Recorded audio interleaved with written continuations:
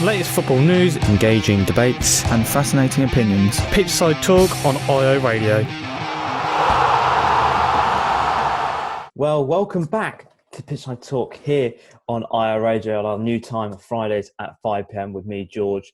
And this week I'm always joined by Dan, as always, our League One expert and Ipswich Town fanboy, and also Piers, who doesn't like VAR whatsoever, but is here joining us for another week on loan. How are you guys doing? Good week? Yep, had a good week. Another Ipswich win, so all happy about that. Yeah, it's all good. I like to know that my speciality is hating VAR. But yeah, it's all good. Loan deal's going well. Well, somebody has to, because I quite like VAR at the moment. But we're on Pitchside Talk here on IO Radio. Before I forget to mention, if you want to follow us on any of our social medias, it's pretty simple. Twitter at Pitchside Talk, Instagram's Talk_pitch, and YouTube Mixcloud at Pitchside Talk if you want to listen back to any of our previous shows over the duration of lockdown, which are done from home, but we're now back at IO Radio with our shows, and we're back with a bang. And this week we'll be talking about Ipswich Town, as Dan mentioned, another win, but it's looking very nice and rosy for Ipswich Town at the moment. The Premier League, the biggest winners and losers from this game week, and also VAR and the new handball rule, which is causing a bit of controversy in the Premier League, with handballs given left, right and centre. Manchester United fans love it. Some fans don't love it at all, especially for Crystal Palace or Roy Hodgson. We'll be talking about that right after this. stay up to date with the latest footy news. Pitchside Talk on IO Radio. Well, welcome back to Pitchside Talk here on IO Radio. Fridays at 5 p.m. at our brand new time. It's nice to be back on IO Radio. And well, we're going to be talking about Ipswich Town. And they continue their perfect start to the season with an inspired second half performance against Rochdale, winning 2-0, goals from Teddy Bishop and Gwion Edwards. Guys, it looks like things are getting better and better for Ipswich Town. Yeah, they do. I hate to be so positive about it because we know what happened last year, but 3 wins out of 3, 6 goals, no goals conceded. Couldn't have asked for a better start. And I think that this game against Rochdale, I thought we were probably going to win the game going into it. I predicted the score right, which is good as well. I think the first half, I think we were better than Rochdale in the first half, but we didn't really take our chances. We had quite a lot of chances. I think Hawkins had a header that was brilliantly saved by the Rochdale keeper, one that hit the post. And I was a bit worried at half time because, we didn't take our chances, and Rochdale did look quite dangerous on the break. They came to Portman Road with a game plan, and they did that well in the first half. But we were comfortable. And then going into the second half, we kind of, put that energy up in the second half and got 2 early goals, 2 really good early goals. Some of the build-up play was really good from our players, and getting them two early goals were good. Good for the rest of the half. We looked quite comfortable after that. I think maybe the last 15 minutes, Rochdale looked quite dangerous, and it was a bit nervy at the end. But overall, we looked really comfortable, and I think we deserved the win, and very happy with that. Piers, 9 points out of 9. Ipswich Town currently sit top of League One. I think we can sort of say, touch wood, it's going all well at the moment, isn't it? For Ipswich, I mean, they're doing great. A perfect start. You couldn't complain at all. I think Bishop's looking absolutely amazing. I think, he's really done well. I think I was down Ipswich at the start of the season. I was worried that is a possibility that they were even going to go down if things were going to get worse. But they look good. And, with Ipswich, with the team, going in goalless at half time, Normally teams can crumble. Normally Ipswich, struggle, but they've come out and they've put on fight, and not to concede stupid goals towards the end of matches has been even better. So they've just looked great. So it's a perfect start so far. It looks like it's a perfect start so far. And Ipswich dominated the whole game, but the first half they struggled to convert chances like at Bristol Rose, but they were clever, they were patient, and they stuck to their game plan, the way they played. It looks like that's the winning formula at the moment, really, for Ipswich Town. Just stick to what you got. Don't change anything. Yeah, and as I've said before, and fans know, It's completely different to the way Lambert set out to play last year. And that was a big, the fact that he changed it so much was probably the reason why we did so bad last year. And it's really reassuring to see that he's, sticking with the same system each game, playing this 4-3-3 system. It's working so far, so there's no need to change it. And I'm really pleased he's sticking with it, and mostly all the players as well. He's making 1 or 2 changes each game, mostly through injuries. So that's good to see as well. So I think that, that formula is working so far, and I hope that he sticks with that, because I don't want him to get stuck into the, habit of making so many changes again, because, it got to October, November time last year. We had, a lot of cup games in that time, and, the rotation system was just not working. So I really hope he sticks with that. And I think he will, because he's seen that it works. And I think he knows that he made a mistake last year by doing that. So yeah, it's really, really, really reassuring to see as an Ipswich fan. Yeah, it's good to see that. You don't see it all the time, that a manager looks back at how their season was before, and they've looked at their own mistakes. Normally, managers stick to sort of one system, and just stick with that regardless. They don't care. But I think Lambert's assessed it himself and has realised the mistakes he's made, and everything seemed to have worked well. I mean, Ipswich are doing perfect at the moment. Obviously, it's still a very long way to go, but you can't complain of anything he's done. And like Dan said, the changes he's made, he's either been from fitness or injury, and they've worked perfectly. You can't complain. It would just be nice to see how Ipswich do when they get a good test come up. So Yes, it will be very interesting to see how they do against big tests. But one of the biggest concerns heading into the new season was the defence. Last season, it was a major problem, quite rocky at the back with a few mistakes. But on Saturday, the defence was rock solid with Toto and Wilson at the back. It seems like with no Luke Wolfden, it's no problem, because Toto and Wilson will perform. And also at the moment, 3 games, 3 clean sheets. Ipswich Town haven't conceded. The last time they kept 3 clean sheets in a row was last season, which was a run of Bolton, Shrewsbury, Doncaster, MK Dons and Gillingham, was a run of 5 games in that brilliant spell. But it looks like that's just no problem now. The defence it works. Yeah, it does look like that, and I'm quite surprised by that, because Wilson, I think he's a good defender. He does the simple stuff good, and I think he's a good centre back to have in the side. Toto, he had a pretty poor season last year. He wasn't really liked. He went out on loan to Bolton, didn't really do very well there either. But he started this season, and he's like a different player. I don't know what it is. He's still a bit... I still don't trust him on the ball too much. I think his passing's a bit loose and stuff. But some of the blocks and tackles he was putting in on Saturday were fantastic. And, he was close to being my man of the match on Saturday. So I'm really pleased with how he's doing. And, it's working. 3 games, no goals conceded. And I don't think Lambert's going to change that. Wolfenden, I don't know how far off he is. Obviously, he's a player that's probably our best centre-back overall on paper, but Nsiala and Wilson is working, so Lambert's going to stick with that, and that's fine, because they've proven so far that they can perform well when it matters. Yeah, Piers, it looked like when Toto was there last season, it looks like his Ipswich Town career was really over. He'd been playing a few games, weren't doing well, went out to Bolton. That didn't go too well as well. Bolton ended up getting relegated in the end, but he's come back a different player, isn't he?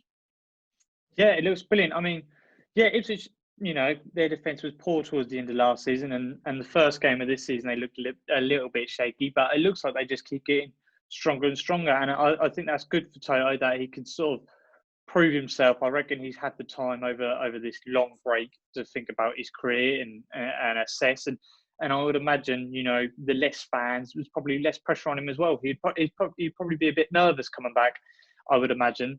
So for him to come back and perform, it's going to be good. And if he keeps putting up these performances, it's only going to get better. I'm sure at some point him or someone else in that defence will make a mistake. But I mean, so far they're doing brilliant, and mistakes will happen at some point. But regardless, they've all played very well. Yeah, it looks like they've played all well. And somebody who really impressed on his league debut for Ipswich Town was Ollie Hawkins. He won Dan's man match on King's Ranget on the game day on Saturday. Check that out. That's a pretty good interview as well. And some good questions there, Dan. You did quite well there answering those Thank you. questions by yourselves. Thank you very much. Very kind. That's all right. Well, he got an assist for Bishop's opener. Maybe should have scored in the first half. He was very close. He nearly got there, but he's showing something I think a lot of people were quite concerned about. He's not just a big man. Somebody you can just hoof the ball up to. He looks pretty good on his feet. He can get away from it. He can keep that pass to Bishop's like he did for the assist. But it looks like now it's going to be his shirt to lose, as Ipswich Town confirmed yesterday morning that James Nord will be out for up to 2 months after tearing his hamstring. It's not good, but Ollie Hawkins, he can fill his shoes, can't he?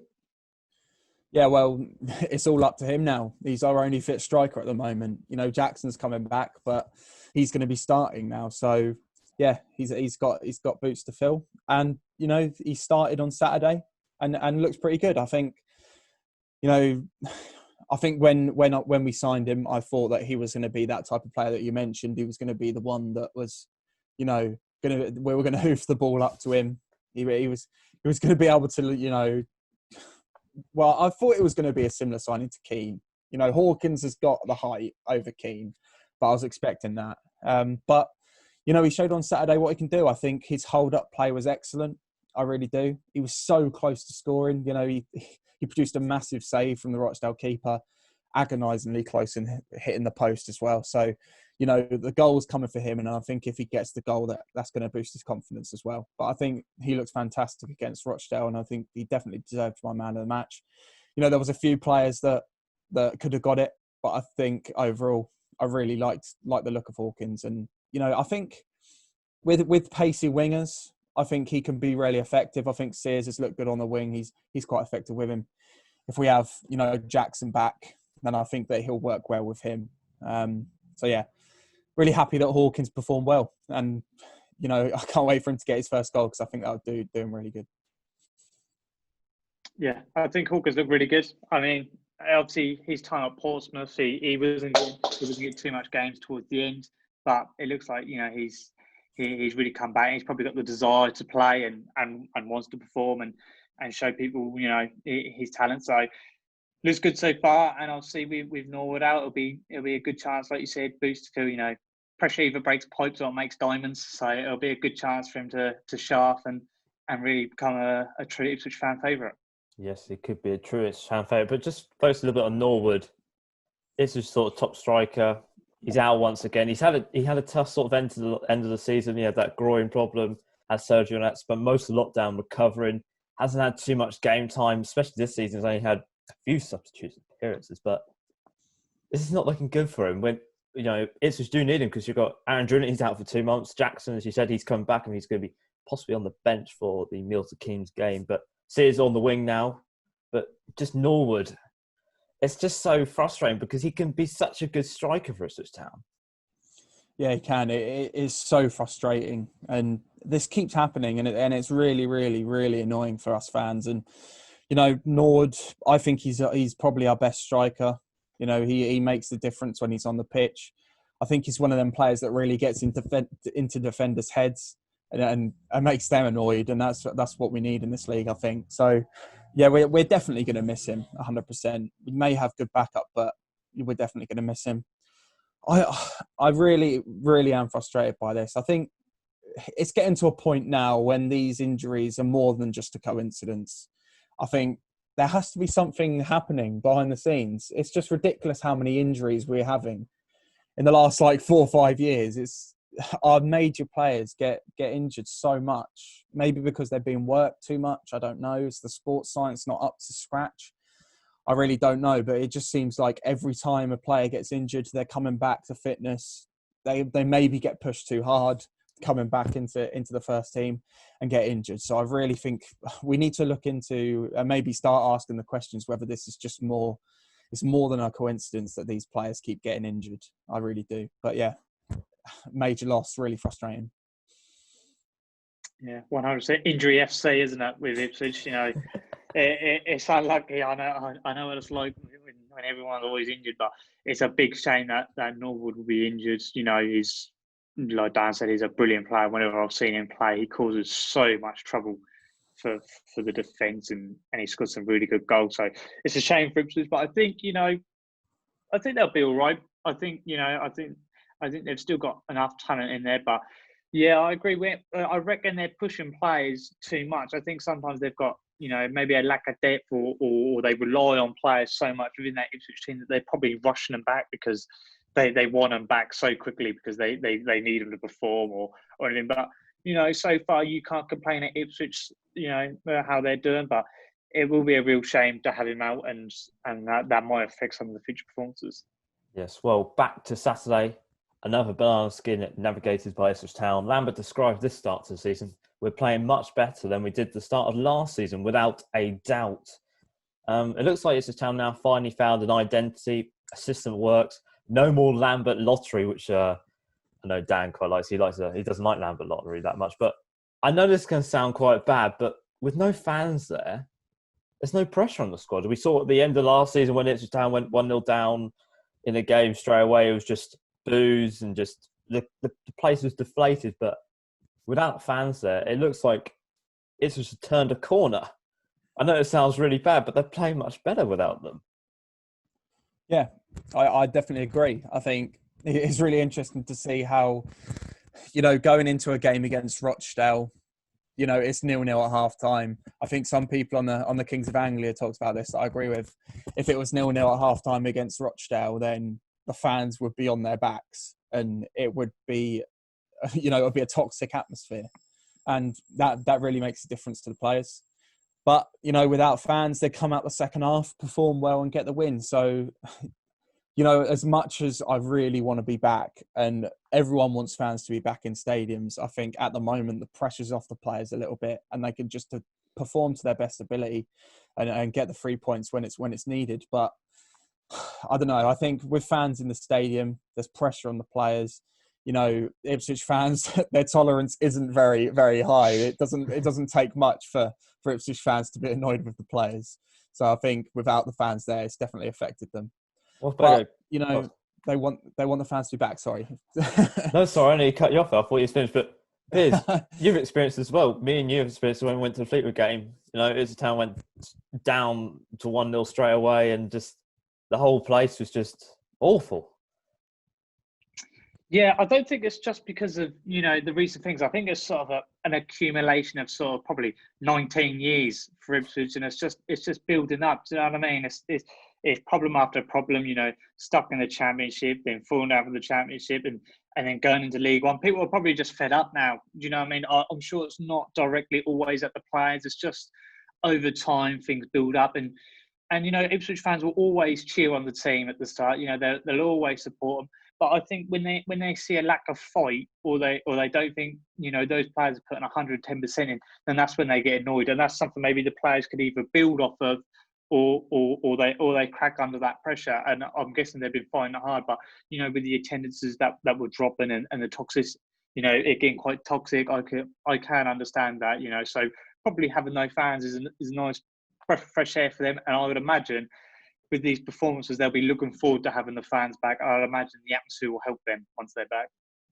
Let's hope so. Well, this Saturday, Ipswich Town are travelling to Stadium MK to play MK Dons. The last time these two sides met, it ended 1-0 to Ipswich Town back in September. These sides were supposed to meet on the final day of the season on the 3rd of May, where Ipswich Town were supposed to lift the trophy, massive celebration, get the bus out, all party pops out. But it never happened, unfortunately. Ipswich Town finished 11th in the end.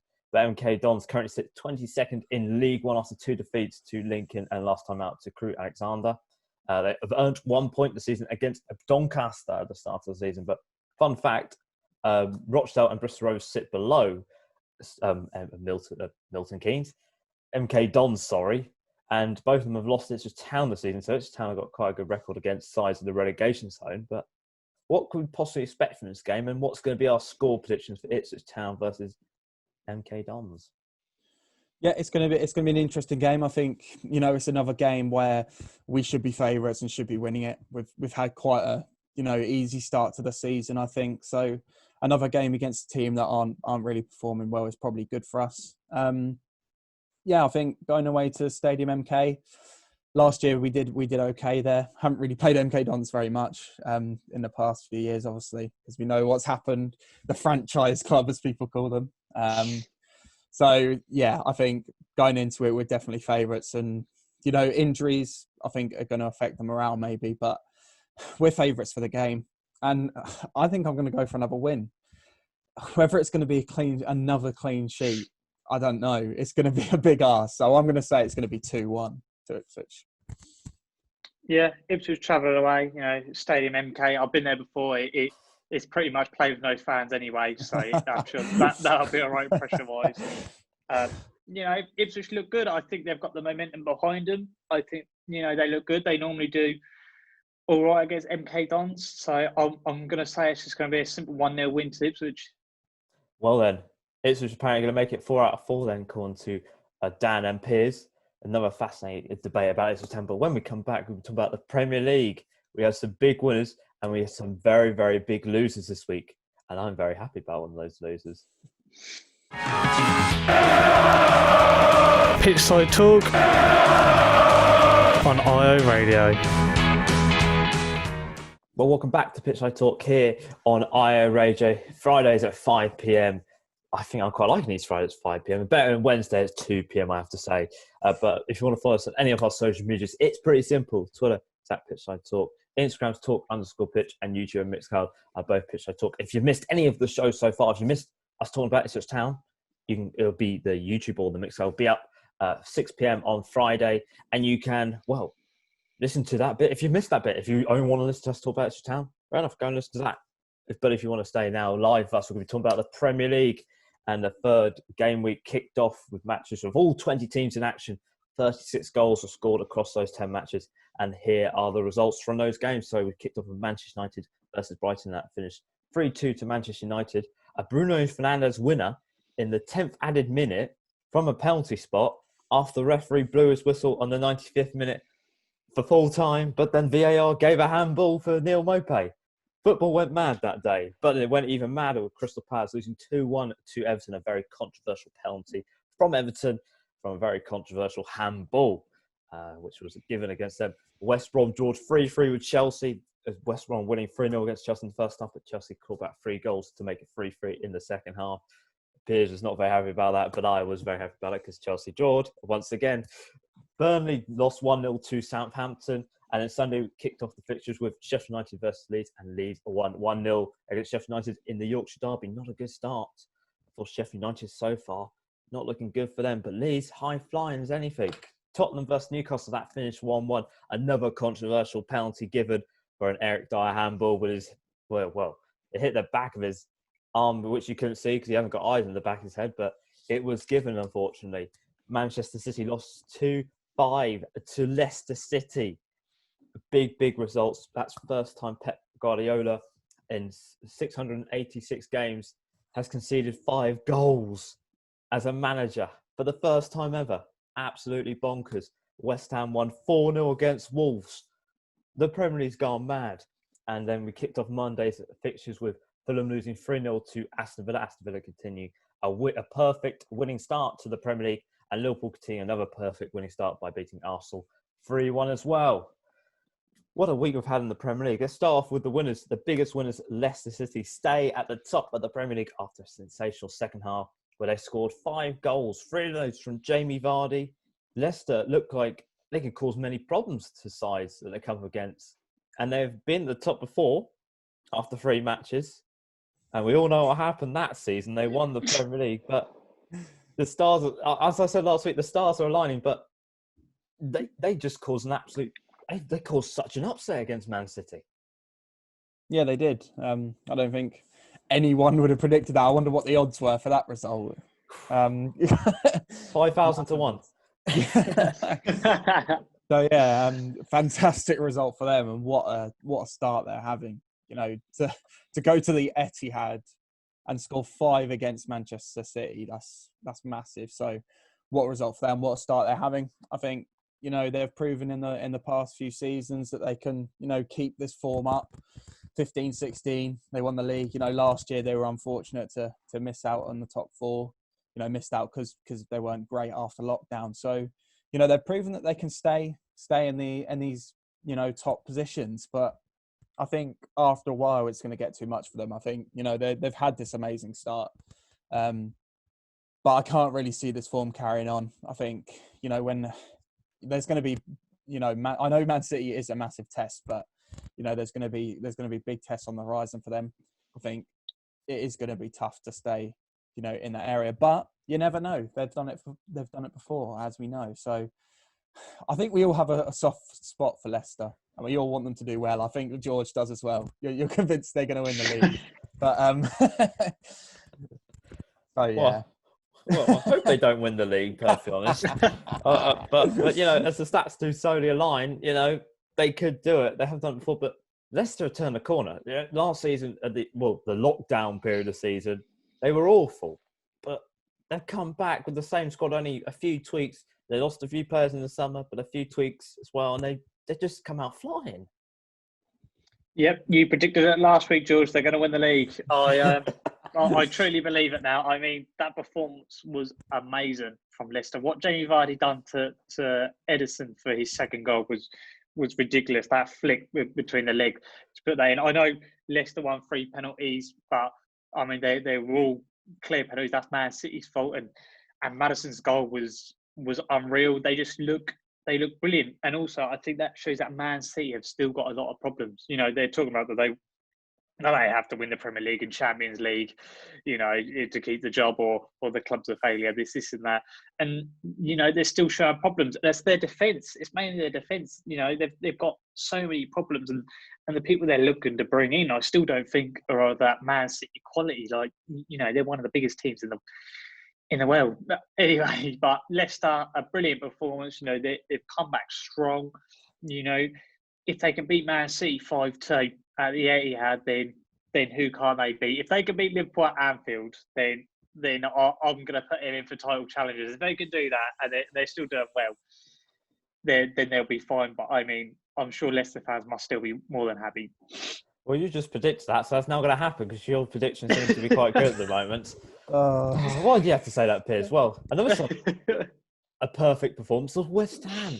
They beat Wolves 4-0, despite all the troubles with owners, transfers. David Moyes wasn't even there at the game. He was self-isolating, but still managing, I think, over the phone. It's a bit confusing. His assistant manager was doing the directions. David Moyes was doing the tactics on the phone that he's telling Stuart Pearson in the stands. So it was a bit weird, but they still got a result. But, West Ham are one of the sides tipped to go down this season, but they're going to show they're not going to go down without a fight, are they? No, they're not. It's a bit weird that David Moyes isn't there, and then they go and beat Wolves 4-0. That's quite funny. But yeah, another surprising result. It's proven what a season this Premier League season has turned out to be so far. Massive surprise for them. They're probably one of the favourites to go down with Fulham, West Brom. So they need to get these results in early. Wolves, they've been looking good so far. So to score 4 against Wolves and a clean sheet, fantastic result for them. And it does show that they're not going to go down without a fight. I think I predicted them to stay up, and I still go by that. I think they may be favourites to go down, but I still do think they have enough to stay up. So yeah, it's going to be interesting to see. But fantastic win for them. Great performance. I thought Antonio looked fantastic, so good for them. Yeah, I mean, I was absolutely shocked when I saw that come in. I thought my phone was broken or something to see, 4-0. That's brilliant from West Ham. Like Dad said, Antonio's a brilliant player. West Ham have got good players. I just think that there's problems with the players and the club. I think there's a problem in there. I don't think David Moyes is good enough for that club, especially for what they really want to achieve. And just a good win for them. But I mean, everybody has to win at some point, don't they? I mean, even Derby won when they got relegated. So I still think they'll go down. But to do this against Wolves will show that they're not going to give up easy. If you can beat a team like Wolves who've looked good, it's not like they've struggled coming back. They have looked good. For West Ham, it must show some sort of hope for them. It must show some sort of hope. Well, Piers, well, the only reason you thought your phone was broken because you predicted them to win 4-0, Wolves. So Yeah. you got the It's wrong scoreline there. right, just the wrong side.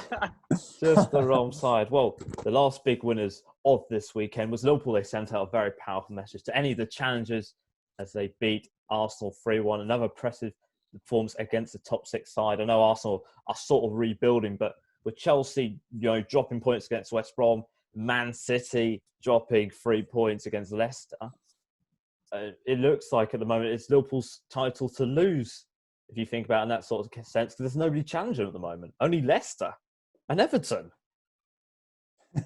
Yeah, no, that doesn't sound good for you, I don't think, George. But yeah, it was a good win for them against Arsenal. I think, I didn't watch the game, but I saw Arsenal scored and I was like, oh, this is going to be interesting. And then it was half time and I looked when it was 2-1 and I looked at the stats and I was like, wow, I think Liverpool kind of dominated this game. I think Arsenal had one shot in the first half and they scored it. So yeah, a good, dominating performance from Liverpool.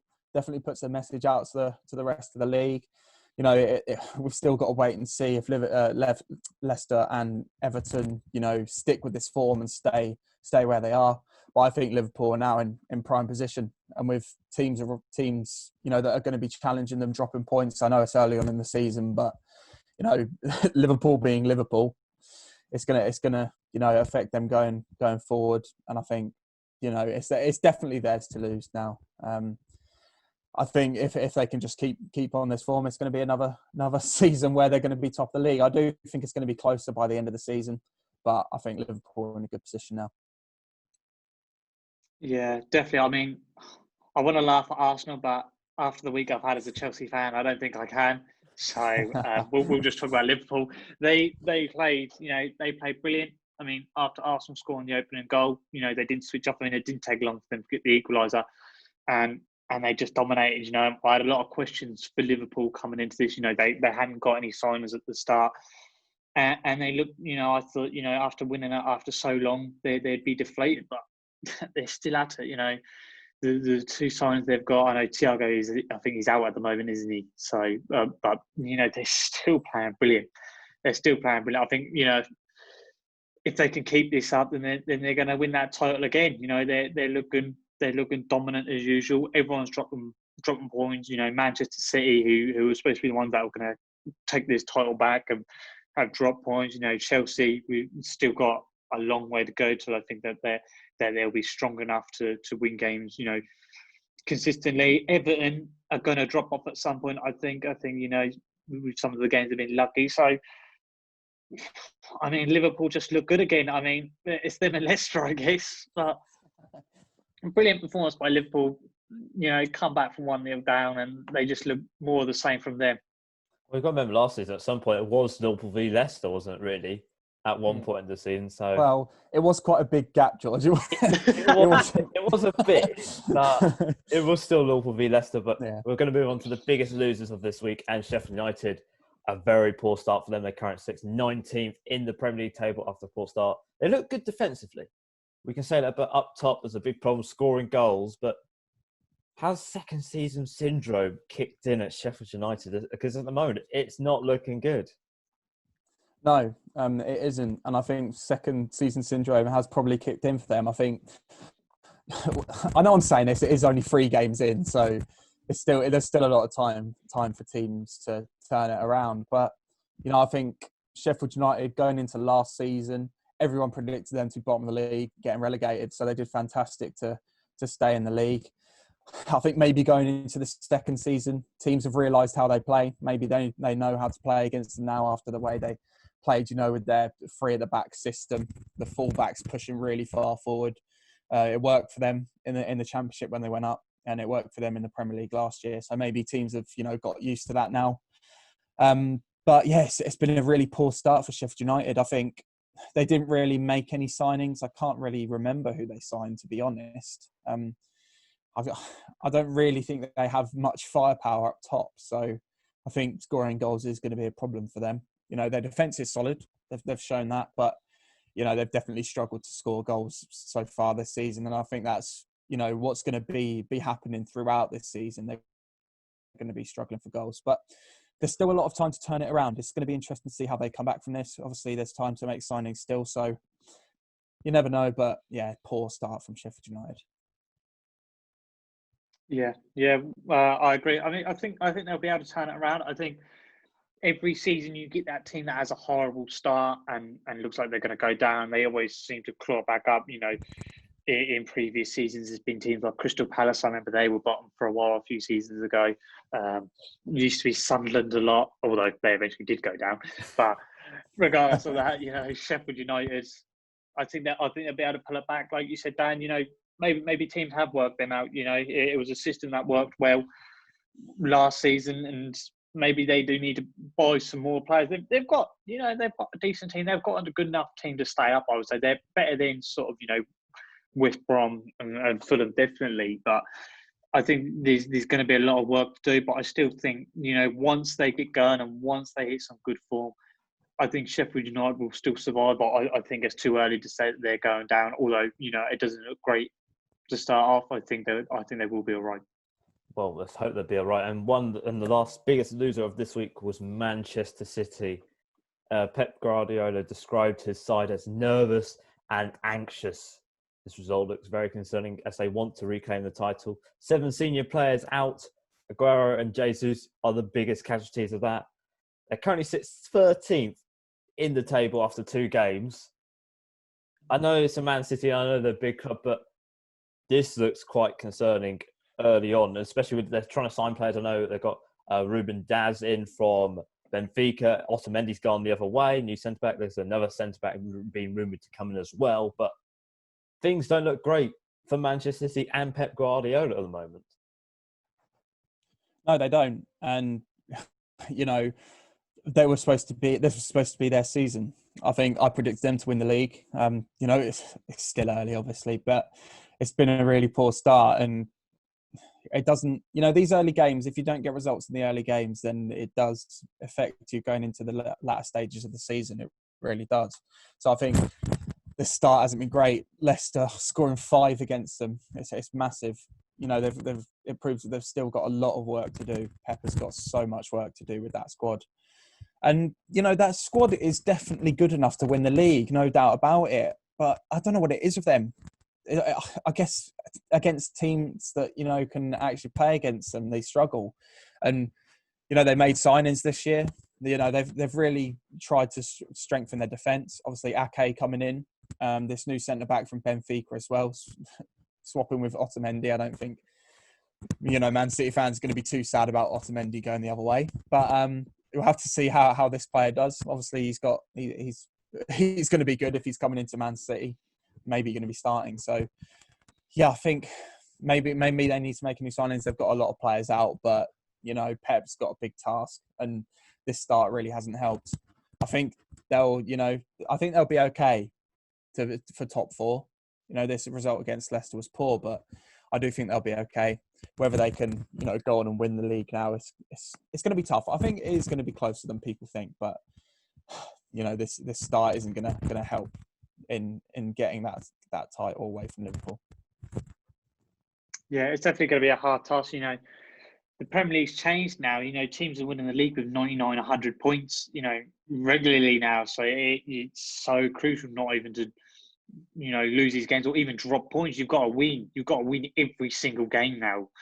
And I think for Man City dropping this against Leicester, it's going to be a huge, huge problem for them later on.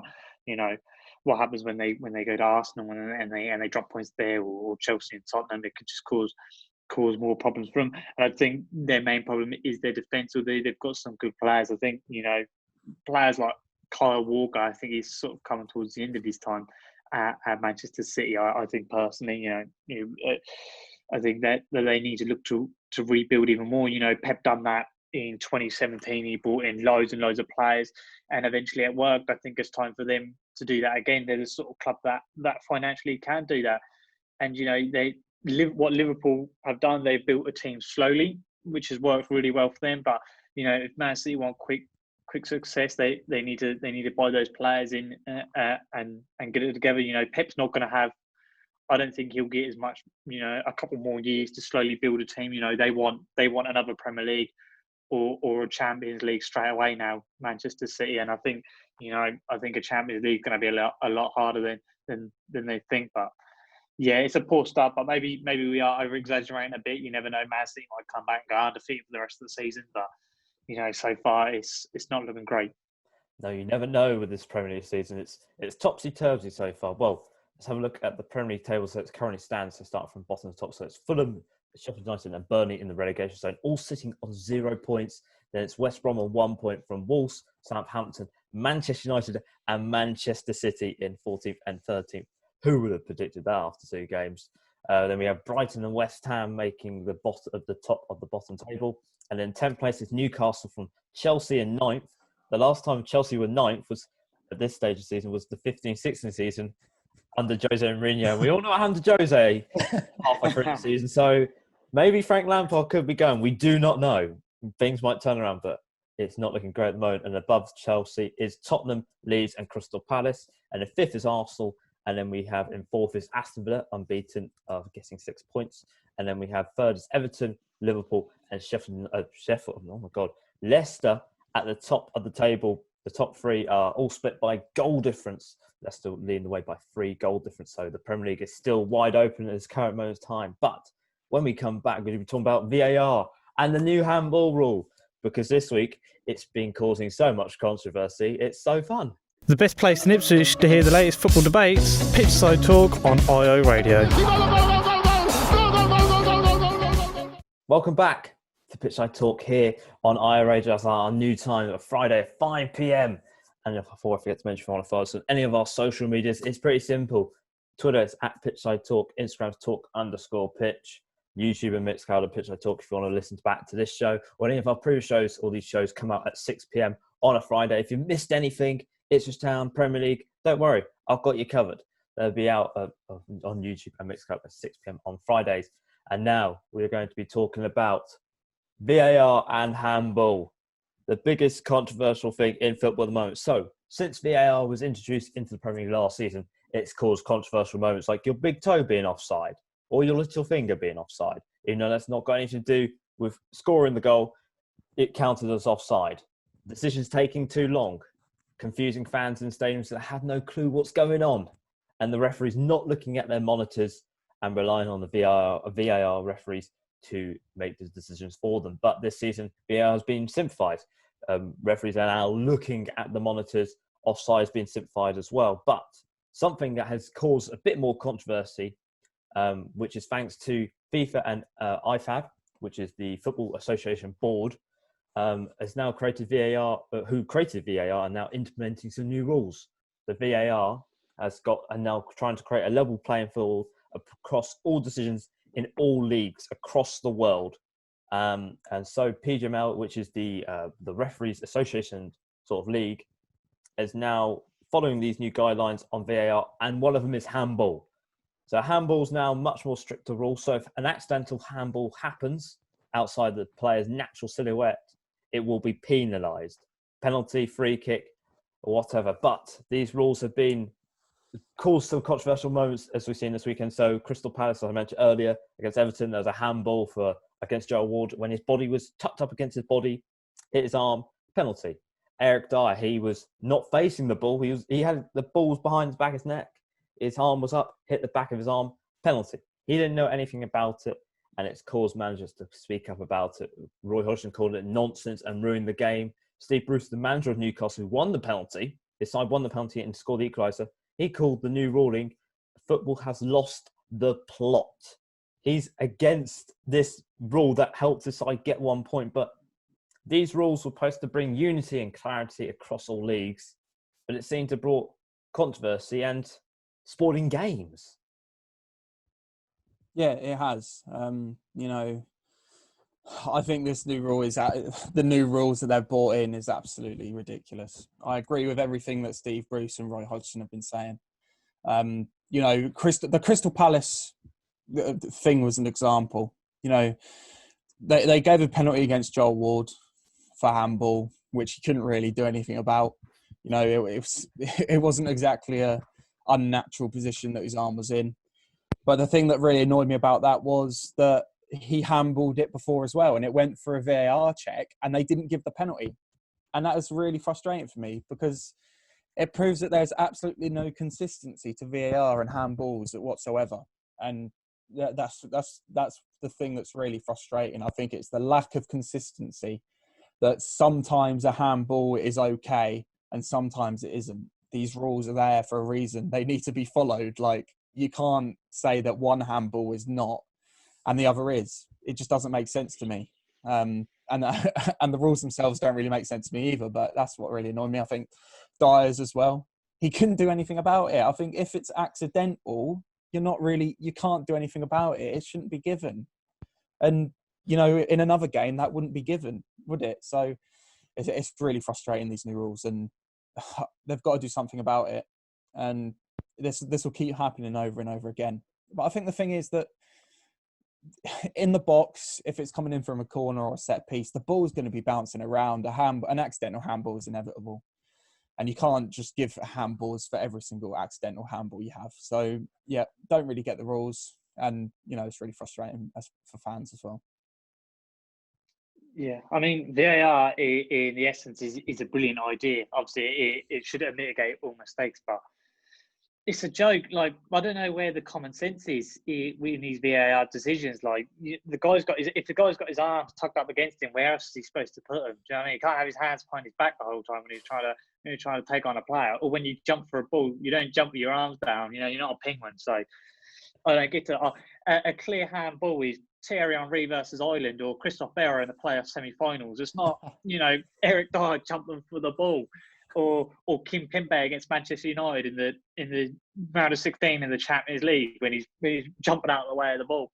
So, I don't get it. One of the rules was if you jump and your hands above your head, above your shoulders, then it counts as a handball. But then how am I supposed to jump? How am I supposed to get above the attacker for the ball? I don't get it. So it's just ridiculous. I think the rules need re-review, and I think refs just need to think about it, realistically about how football works and whether it's a penalty or not. I can't believe you made a comparison between Thierry and Christophe Berra there. That's the first time I ever heard those two players in the same sentence. But so the Premier League is now falling in the lines of the new rules of handball, and they were in major European leagues last season. So Serie A, they had it in there. 57 penalties were awarded for handball. In the La Liga, 48 handballs were awarded, but compared to the Premier League's 19 without this new rule. But it's a bit scary. We're heading into this unknown situation now. If it hits your arm in the box, if it's tucked at your body or out wide or whatever, accidental or not, it's going to be a penalty. Yeah, it is. And obviously that's going to be in players' minds. So it's definitely going to be affecting the way that players play. I think, putting these new rules in, it's definitely going to affect the way players defend. Obviously, you see players putting their hands behind their backs, but, it still doesn't cover the whole arm. So if the player decides he's going to put his hands behind his back when a cross comes in and it hits his arm, is that going to be handball with these new rules? Who knows? Because I don't really understand these new rules anyway. And as Piers said, what are players supposed to do if you can't jump in case there's a handball? What are you supposed to do? Where are you supposed to put your hands if you can't do anything about it? I think it's absolutely ridiculous. And some of these handballs that I see in games that are given, I'm just like, what is the game come to? It's all because of VAR. Before VAR, football was fine. I think VAR is a good invention and obviously will stay, but these new handball rules, absolutely ridiculous. I mean, what's to stop someone just kicking at him from a couple of yards and just hoping it hits their arm? I mean, it needs to be a deliberate. I don't know why they changed the rule. I don't know why did they ever change it? As if it's a deliberate attempt to sort of misguide the ball or deflect it or to stop it. If you go out for a header and it hits your shoulder and arm and then comes off your head, what are you supposed to do about it? I mean, if it's deliberate or it affects the play in some sort of way in a serious aspect, then yeah, give it. But when it's accidental, when two players are coming up for a header or someone's smashed it about 2 yards away or 4 yards away, there's not much you can do. So, I mean, I think it just needs to be re-reviewed. It might need that. Well, so far this season, Premier League, we've had 26 matches. 20 penalties have been awarded.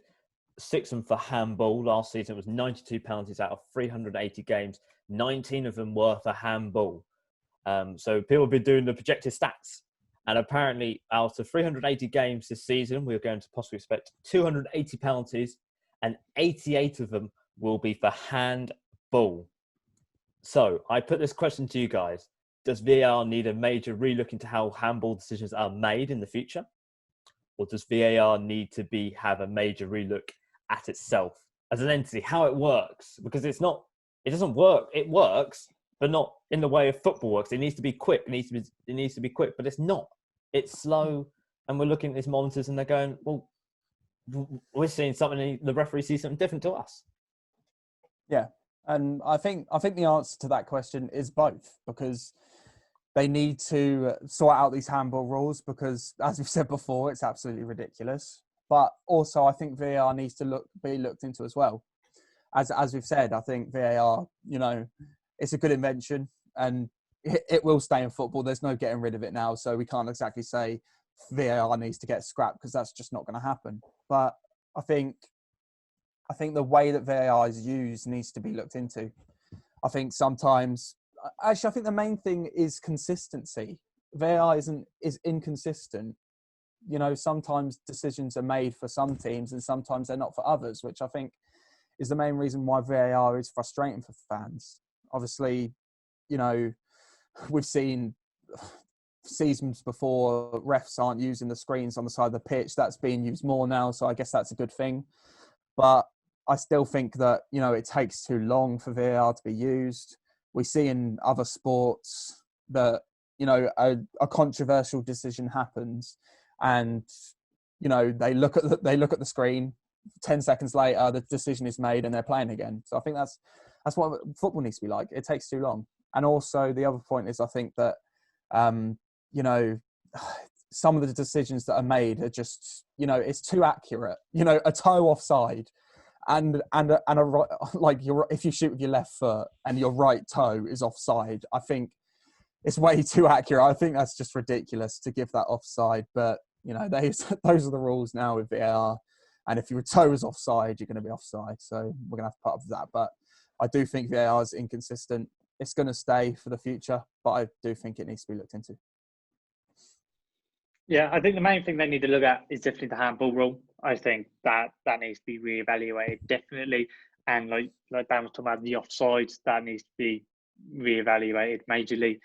But I think VAR itself, I think, it's very early. I mean, I think it was first into Serie A, wasn't it, only a few seasons ago. So I think with time, I think it will get better. I think as soon as something happens with VAR, the ref should go straight over to the screen. I don't think there should be, the long wait. I think that would help minimise time. But, I think VAR is still in a very early stage. It's still got, a long way to go. And I think, probably over the next 5-10 years, it probably will be a lot faster. But for now, I would look more at the rules that they're using VAR for than more VAR itself. Well, there's some fascinating opinions there about VAR. It sounds like we need a hero for this. Pitchside Talk, footy debate from the Premier League Outback. Well, welcome back to Pitchside Talk here on IO Radio. It's Fridays at 5 p.m. on a brand new time.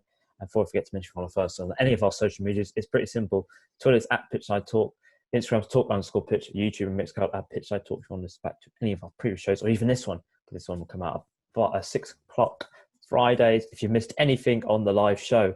And well, guys, we're at the end of the show. The referee's about to blows whistle for full time before he decides to give a handball after full time, and then we have all nonsense about VAR and all this. But yeah, are you going to join me for next week's show, guys? Absolutely. Yeah. That's always good to hear. Well, what we've got coming up after us, we've got the Gap Year show 6 until 7. Then we've got the Reba show 7 until 9, and we've got Flip the Switch 9 until 10. Well, I've been George. I've been joined this week by Piers and Dan as always. We'll see you next week, and ciao. Yeah. Cheers. The whistle has been blown for full time. Tune in next week for another jam-packed show.